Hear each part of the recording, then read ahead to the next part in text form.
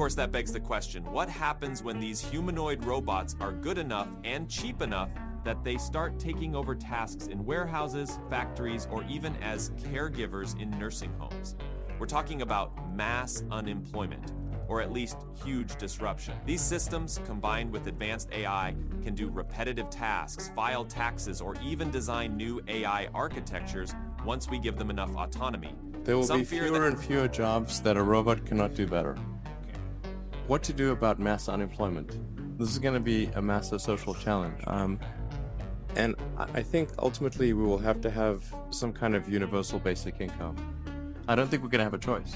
Universal basic income. Universal basic income. I think it's going to be necessary. So it means that unemployed people will be paid across the globe. Yeah. Because there is no job. Machine robot is taking over. That's simply and I want to be clear that these are not things that I think that I wish would happen. These are simply things that I think probably will happen. And if my assessment is correct and they probably will happen, then we need to say, what are we going to do about it? And I think some kind of a universal basic income is going to be necessary. Now, the output of goods and services will be extremely high. So with automation, they will come abundant.